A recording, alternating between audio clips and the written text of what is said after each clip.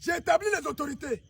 Vous dites, mais Seigneur, c'est toi qui as établi les autorités. Pourquoi tu as établi Ouattara en Côte d'Ivoire alors qu'il n'est pas ivoirien? Moi, je n'ai pas établi Ouattara. Je n'ai pas établi Ouattara. Ouattara est apparu comme un voleur qui a volé le butin des Ivoiriens parce que les Ivoiriens étaient divisés. Je vous ai parlé tout à l'heure d'Oufoué ne s'est pas occupé des Ivoiriens. À chaque fois que les Ivoiriens sont partis voir Oufoué, qu'est-ce que Oufoué faisait?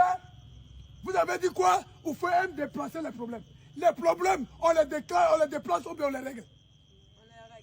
Quand Oufoué a déplacé les problèmes des Ivoiriens, à chaque fois que les Ivoiriens sont partis, oh, dans notre village là, il y a un problème de terre. Les étrangers sont en train de nous fatiguer. Ici là, il y a un problème de terre. Il y a ceci, cela. Comme c'est les Français qui l'ont fabriqué là, il dit, hey, laisse ça. Parce que c'est les Français qui ont ramassé les étrangers là pour venir arracher la terre aux Ivoiriens, parce qu'ils ont vu que la Côte d'Ivoire est immensément riche. La Côte d'Ivoire alimente tout le monde entier. La Côte d'Ivoire est plus riche que l'Europe. La Côte d'Ivoire est plus riche que l'Amérique. Voici comment les Français ont tout fait pour créer la rébellion en Côte d'Ivoire, avec tous les moyens qu'il faut pour arracher la Côte d'Ivoire aux Ivoiriens. La mer en Côte d'Ivoire est remplie de pétrole, c'est immense. Sans compter le café et le cacao qui volent aux paysans. Donc Oufoué n'a pas organisé les Ivoiriens. Il a déplacé, les problèmes que Oufoué a déplacés, Oufoué a déplacé. Ces problèmes-là sont devenus quoi en 2002? Quand on déplace les problèmes, voici les conséquences.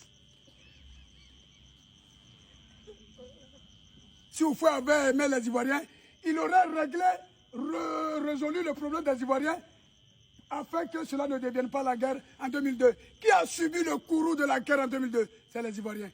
Qui a mené la guerre? Les étrangers.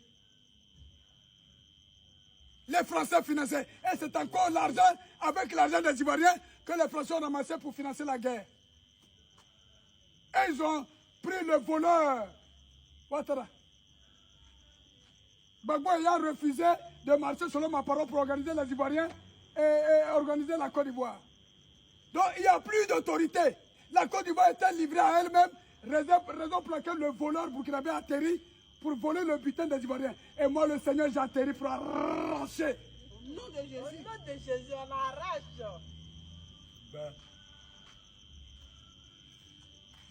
Alors, Ivoiriens, restez solidaires, restez unis, restez calmes.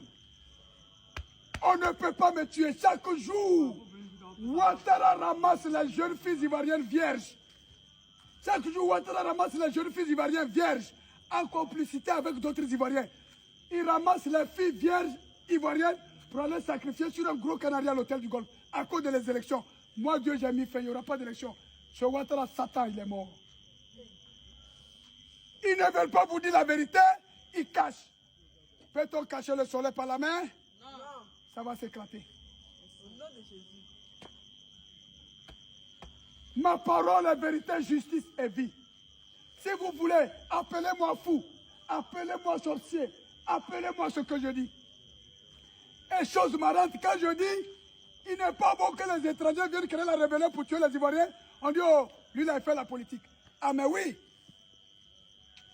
Si ma politique est de ne pas laisser son pays pour venir tuer les Ivoiriens ce jour, c'est une bonne politique. Et vous qui avez laissé vos pays pour venir tuer les Ivoiriens, vous faites quoi? Vous avez tué. Moi, je dis qu'il n'est pas bon de tuer. Vous dites que j'ai fait la politique. Et vous qui avez tué, vous faites quoi? Et il s'en trouve des étrangers qui disent, oh, les Ivoiriens, c'est des moutons. Les Ivoiriens sont des voleurs. Encore une moquerie de trop. C'est le jugement qui bat. C'est ce que je voulais entendre. Sinon, j'allais vous accuser comment?